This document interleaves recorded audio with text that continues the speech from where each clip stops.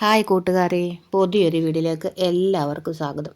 അപ്പോൾ ഞാനിതെന്താ പറിക്കുന്നതെന്ന് നിങ്ങൾക്ക് മനസ്സിലായോ? ഇതാണ് കുടങ്ങൽ. എല്ലാവർക്കും അറിയാവുന്നതാണ്. പിന്നെ കർക്കിടക മാസത്തിലാണ് ഏത് സമയത്തും നമുക്ക് കഴിക്കാൻ പറ്റുന്ന ഏറ്റവും നല്ല സാധനമാണ് കുടങ്ങൽ. എല്ലാവർക്കും ഇതിൻ്റെ ടേസ്റ്റ് ഇഷ്ടപ്പെടണമെന്നില്ല. വെറുതെ വേണമെങ്കിൽ ഇത് അരച്ച് പാലിനകത്ത് കലക്കി കുടിച്ചാലും നടുവിന് വേദനയും എല്ലാ അസുഖത്തിനും ഏറ്റവും നല്ലതാണ്. ഒരുപാട് ഗുണങ്ങളുണ്ടല്ലോ. ഇപ്പോൾ കർക്കിടക മാസം ആകുമ്പം എല്ലാവർക്കും കഴിക്കാമല്ലോ. എന്നിട്ട് നമുക്ക് ശരീരത്തിനെല്ലാം നന്നായിട്ട് അത് പിടിക്കുമെന്നൊക്കെയാണ് പറയുന്നത്. ഇതാണ് കുടങ്ങൽ. അപ്പോൾ നന്നായിട്ട് ഇത് പടന്ന് കിടക്കുന്നതായിട്ട് നന്നായിട്ട് നമ്മൾ കഴുകിയെടുക്കണം. ഇതിനകത്തൂടെ ഞാൻ എടുത്തിട്ടുള്ളത് കരിപ്പെട്ടിയാണ്. ഇത് കരിപ്പെട്ടിയാണ്. ശർക്കരയോ പഞ്ചസാരയോ അങ്ങനെയുള്ള സാധനങ്ങളൊന്നും എടുക്കല്ലേ. കരിപ്പെട്ടിയാണ് ഇതിന് ഏറ്റവും ബെസ്റ്റ്. പിന്നെ ഇതിനകത്ത് ആവശ്യത്തിന് വേണ്ടത് ഞാൻ ഇടിയപ്പത്തിൻ്റെ പൊടിയാണ് എടുത്തിരിക്കുന്നത്. ഗോതമ്പ് പൊടി മൈദ അങ്ങനെയുള്ള സാധനങ്ങളൊന്നും എടുക്കല്ലേ. വേണമെന്നുണ്ടെങ്കിൽ നമുക്ക് ഒരു 4 മണിക്കൂർ അരി കുതിർത്തിട്ട് ഇതൊക്കെ അരയ്ക്കുമല്ലോ, ആ ഇല അരയ്ക്കുമ്പോൾ അതിൻ്റെ കൂട്ടത്തിലിട്ട് അരച്ചാലും മതി. അപ്പോൾ നമുക്ക് ആവശ്യത്തിന് എത്രത്തോളം വേണമെന്ന് വെച്ചാൽ നമുക്കറിയാലോ ആ ഒരു പരുവം. അതിനാവശ്യത്തിന് ഇടുക.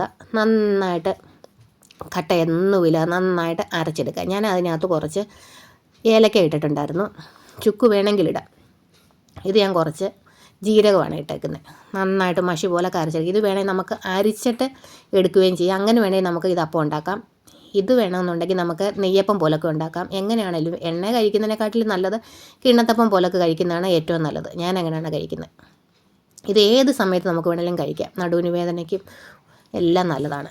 എന്നിട്ട് ഞാൻ ഒരു പാത്രത്തിൽ കുറച്ച് നെയ്യ് തേച്ചിട്ടുണ്ട്. അതിനകത്തോട്ട് നമുക്ക് ഇതൊഴിച്ച് ഒരു അരമണിക്കൂർ 15-20 മിനിറ്റ് ഒരു അരമണിക്കൂറിനുള്ളിൽ ഇതെല്ലാം നന്നായിട്ട് വെന്ത് കിട്ടും. തേങ്ങാക്കൊത്തൊക്കെ വേണമെങ്കിൽ ഇടാം. ഞാൻ അങ്ങനെ ഒന്നും ചെയ്യുന്നില്ല.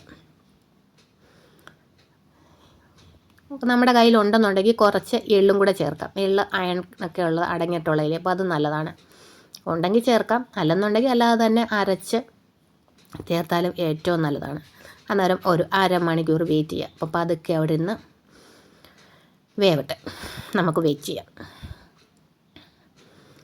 അപ്പോൾ ഒരു 15-20 മിനിറ്റ് ആയപ്പോഴത്തേക്ക് നന്നായിട്ട് വെന്ത് വന്നിട്ടുണ്ട്.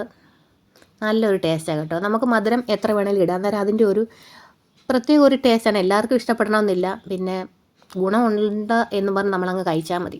നല്ലതാണ്. ഇവിടെ എല്ലാവർക്കും ഇഷ്ടമാണ്. അപ്പോൾ നന്നായിട്ടിത് വെന്ത് വന്നിട്ടുണ്ട്. നന്നായിട്ട് മുറിച്ച് നോക്കാം.